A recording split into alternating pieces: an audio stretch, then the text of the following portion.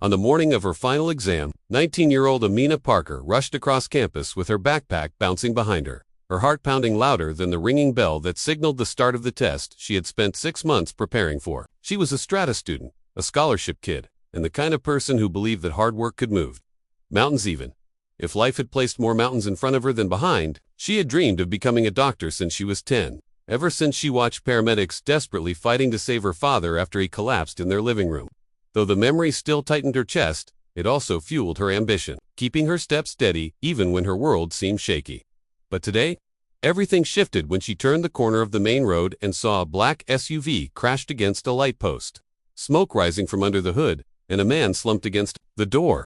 With her medical prep training kicking in, she threw her backpack aside and sprinted toward him. "Sir, can you hear me?" she asked, touching his wrist to check his pulse. His breathing was shallow. His forehead was bleeding. His expensive suit was stained with dust. The man, barely conscious, whispered, "Help, please." She noticed the emblem inside the Caragold letter R, the same logo that represented Raymond Holt, one of the world's youngest tech billionaires. But she didn't have time to process the shock. She only knew she had to act fast. She called emergency services, tore off her hoodie to press against the wound, and kept the man talking as best as she could to prevent him from slipping into unconsciousness. Minutes felt like hours as cars passed, but no one else stopped to help. Amina didn't move, didn't blink. She stayed with him until paramedics arrived, refusing to leave, even though the clock on her phone showed something terrifying. Exam had already begun. The paramedics asked her to accompany them, saying her quick actions had stabilized him and that he kept requesting the girl who helped me to stay by his side. She hesitated, torn between the exam that could shape her future and the life in front of her that might fade without moral support. Her heart made the decision before her mind did. She got into the ambulance. At the hospital, she sat beside him until he regained full consciousness. The billionaire slowly opened his eyes, looked at her, and managed a tired smile. "Thank you. You saved my life," he whispered. But when she checked her phone again, reality hit her harder than she expected. The exam was over. No retakes, no second chances. Her professor's text confirmed the worst. "Amina, I'm sorry. Policy is policy." She stepped outside the hospital, leaning against the cold wall as the weight of her sacrifice settled in. She had just lost the golden opportunity she'd worked so desperately for. Her scholarship might be in danger. Her dreams might slip farther away. And the man she had saved, billionaire or not, probably wouldn't even remember her name tomorrow. She walked home slowly under the gray afternoon sky, feeling the first crags of doubt in her heart. Her mother tried to smile when she came in, but the sadness in her eyes was hard to hide. "You did the right thing," she whispered, hugging her daughter tightly. Amina wanted to believe it. She wanted to trust that goodness mattered. But as she sat on her small bed that night, replaying the entire day in her head, she wondered if the world rewarded kindness or punished it.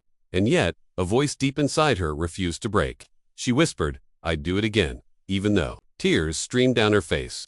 Viewers, if you've ever sacrificed something important to help someone else, drop a comment and stay with this story, because everything is about to change in the most unbelievable way. And yes, if you haven't already, make sure you subscribe for more powerful stories. The next morning, Amina woke to the sound of a deep, vibrating thunder that shook her entire tiny house.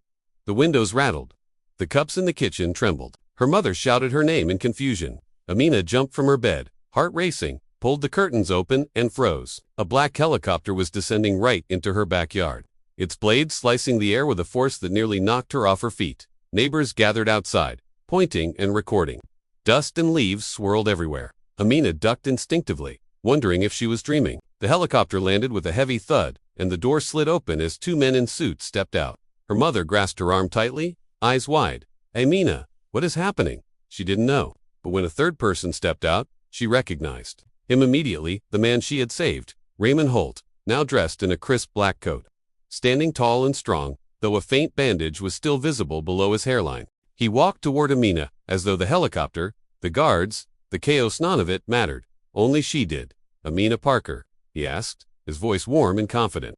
"Yes," she replied, too stunned to move. He smiled a smile filled with gratitude and something deeper, something almost reverent. "You saved my life yesterday, and I found out you sacrificed something incredibly important to do it." Amina swallowed hard. "It doesn't matter. Anyone would have done the same." "No," he said firmly, "not anyone. Most people didn't even stop." He gestured, and one of the men handed him a sleek black folder. Raymond opened it and held it toward her. "This," he said, is a full scholarship to any medical school you choose anywhere in the country.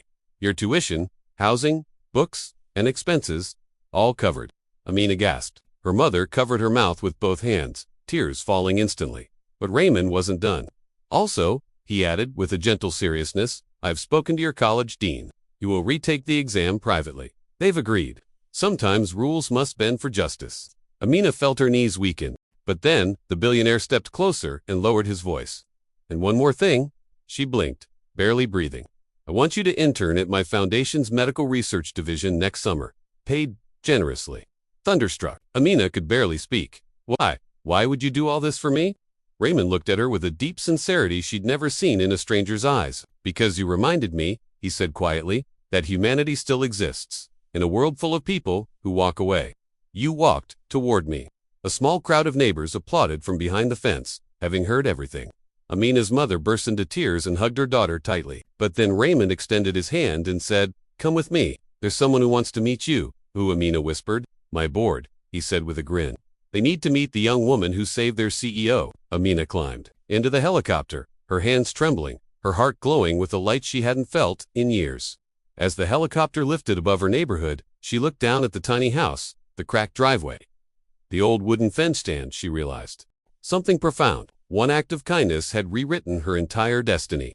And to everyone watching this story right now, remember this. Your kindness might not bring a helicopter to your yard, but it will open doors you never imagined. If you enjoyed this story and want more inspiring real lifestyle narratives, make sure to like, share, and subscribe. Your support keeps these stories coming, and you never know, you might be the next hero someone talks about.